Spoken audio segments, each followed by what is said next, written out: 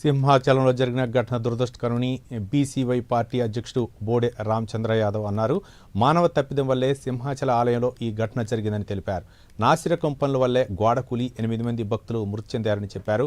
గోడకూలిన ఘటనలో ప్రభుత్వం బాధ్యత వహించి కాంట్రాక్టర్పై కఠిన చర్యలు తీసుకోవాలని రామచంద్ర యాదవ్ డిమాండ్ చేశారు. దేవాలయాల్లో జరిగే నిర్మాణ పనుల్లో నాణ్యతా ప్రమాణాలను ప్రభుత్వం గుర్తించాలని సూచించారు. బాధితులకు వెంటనే పరిహారం చెల్లించాలని రామచంద్ర యాదవ్ డిమాండ్ చేశారు. రాజధాని నిర్మాణ విషయంలో ప్రభుత్వం గెజిట్ నోటిఫికేషన్ విడుదల చేయాలని రామచంద్ర యాదవ్ కోరారు.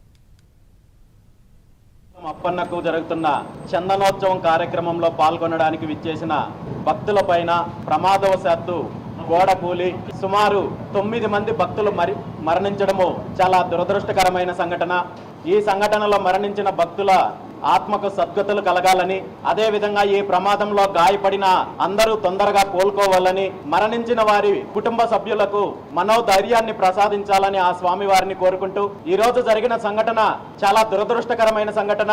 గతంలో మనం చూసాము, వైకుంఠ ఏకాదశి సందర్భంగా స్వామివారి దర్శనానికి విచ్చేసిన భక్తులలో కూడా తొక్కిసలాట వల్ల చాలా మంది భక్తులు చనిపోవడం జరిగింది.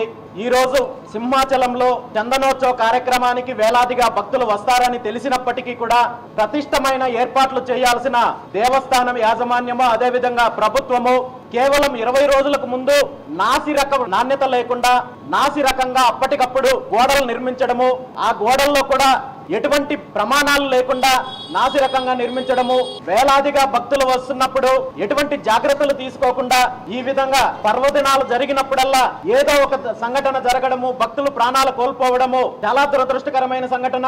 భవిష్యత్తులో ఇలాంటి సంఘటనలు జరగకుండా చర్యలు తీసుకోవాల్సిన ప్రభుత్వము సంఘటన జరిగిన ప్రతిసారి కూడా దీనికి కుంటి సాకులు వెతుక్కొని తప్పించుకునే ప్రయత్నం చేస్తోంది తప్ప బాధ్యతగా వ్యవహరించడం లేదనేది ఈ రోజు ప్రభుత్వము మంత్రులు ఇస్తున్న ప్రకటనలు చూస్తే అర్థమవుతోంది. తప్పు చేసిన వారిపైన చర్యలు తీసుకోకుండా వర్షం వల్ల గోడలు కూలిపోయాయి లేదా ఇంకొక కారణం వల్ల రద్దీ వల్ల సంఘటన జరిగిందని చెప్పి సింపుల్ గా తీసుకొని తప్పుదారి పట్టించే కార్యక్రమం చేస్తున్నారు. ఇది చాలా దురదృష్టకరమైన అంశము.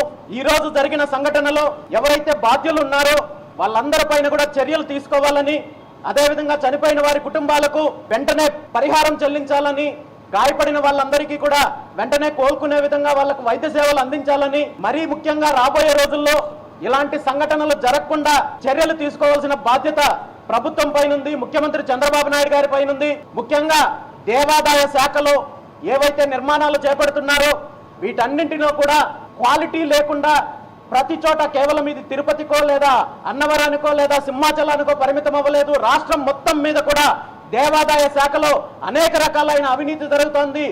నిర్మాణాల్లో అవినీతి జరుగుతోంది, ప్రసాదాల్లో అవినీతి జరుగుతోంది. చాలా దేవాలయాల్లో నాసిరకం ప్రసాదాలు అందిస్తున్నారు. వీటన్నింటిపైన విచారణ జరిపి దీనికి శాశ్వత పరిష్కారం అందించాలని చెప్పి ప్రభుత్వాన్ని